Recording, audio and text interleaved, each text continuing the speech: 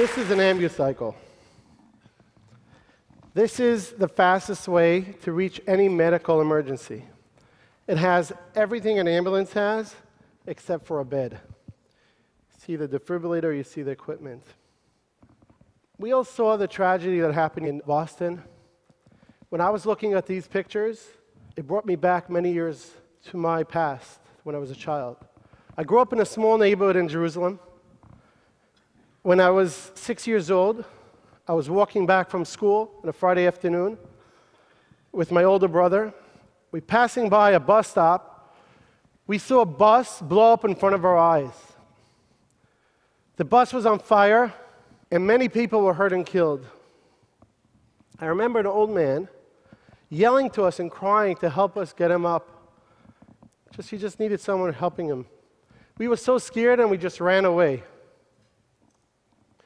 Growing up, I decided I want to become a doctor and save lives. Maybe that was because of what I saw when I was a child. When I was 15, I took an EMT course, and I went to volunteer in an ambulance. For 2 years, I volunteered in an ambulance in Jerusalem. I helped many people, but whenever someone really needed help, I never got there in time. We never got there. The traffic is so bad, the distance and everything, we never got there when someone really needed us. One day, we received a call about a 7-year-old child choking from a hot dog. Traffic was horrific, and we were coming from the other side of town in the north part of Jerusalem. When we got there, 20 minutes later, we started CPR on the kid. A doctor comes in from a block away, stops us, checks the kid, and tells us to stop CPR. That second, he declared this child dead. At that moment, I understood that this child died for nothing. If this doctor, who lived 1 block away from there, would have come 20 minutes earlier and not have to wait till that siren you heard before coming from the ambulance, if he would have heard about it way before, he would have saved this child. He could have ran from a block away. He could have saved this child. I said to myself, there must be a better way. Together with 15 of my friends, we were all EMTs. We decided, let's protect our neighborhood. So when something like that happens again, we will be there running to the scene a lot before the ambulance. So I went over to the manager of the ambulance company, and I told him, please, whenever you have a call coming into our neighborhood, we have 15 great guys who are willing to stop everything they do and run and save lives. Just alert us by beeper. We'll buy these beepers. Just tell your dispatch, just send us the beeper, and we will run and save lives. Well, he was laughing. I was 17 years old. I was a kid. And he said to me, I remember this like yesterday. He was a great guy, but he said to me, kid, go to school or go open a falafel stand.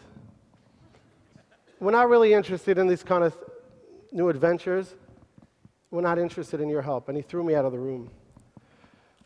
I don't need your help, he said. I was a very stubborn kid.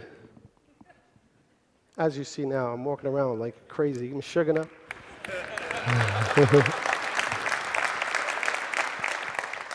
So I decided to use the Israeli very famous technique you probably all heard of, chutzpah. And the next day, I went and I bought 2 police scanners. And I said, the hell with you. If you don't want to give me information, I'll get the information myself. And we did turns, who's going to listen to the radio scanners. The next day, while I was listening to the scanners, I heard about a call coming in of a 70-year-old man hurt by a car only 1 block away from me on the main street of my neighborhood. I ran there by foot. I had no medical equipment. When I got there, the 70-year-old man was laying on the floor. Blood was gushing out of his neck. He was on Coumadine. I knew I have to stop his bleeding, or else he will die. I took off my yarmulke because I had no medical equipment. And with a lot of pressure, I stopped his bleeding. He was bleeding from his neck. When the ambulance arrived 15 minutes later, I gave him over a patient who was alive.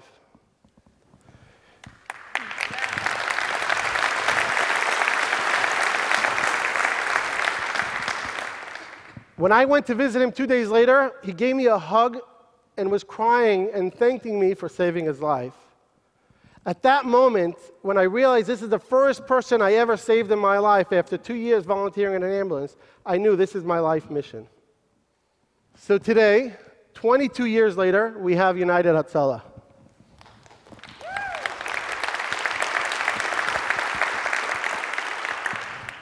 Hatzala means rescue. For all of you who don't know Hebrew, I forgot I'm not in Israel. So we have thousands of volunteers who are passionate about saving lives, and they spread all around. So whenever a call comes in, they just stop everything, go and run and save a life. Our average response time today went down to less than 3 minutes in Israel.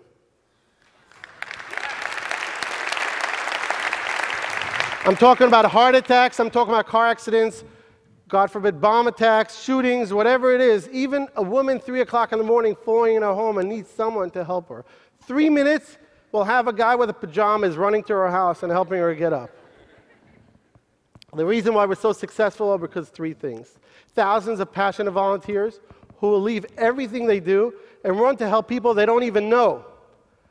We're not there to replace ambulances. We're just there to get the gap between the ambulance call until they arrive. And we save people that otherwise would not be saved. The second reason are because of our technology. You know, Israelis are good in technology.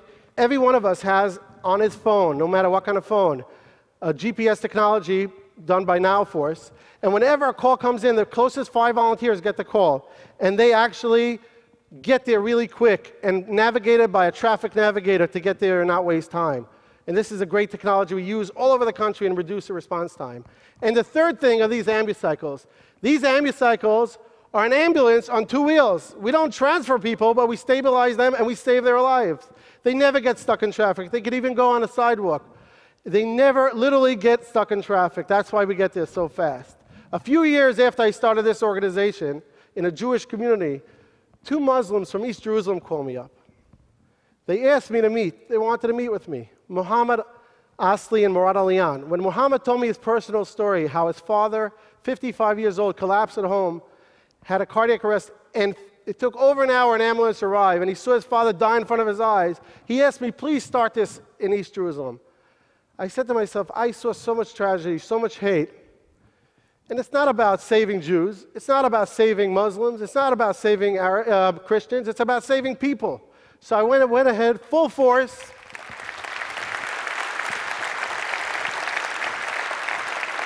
and I started United Hatzala in East Jerusalem, and that's why the name United and Hatzala match so well.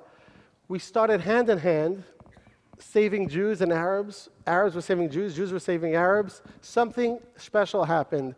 Arabs and Jews, they don't always get along together, but here in this situation, the communities, literally, it's an unbelievable situation that happened.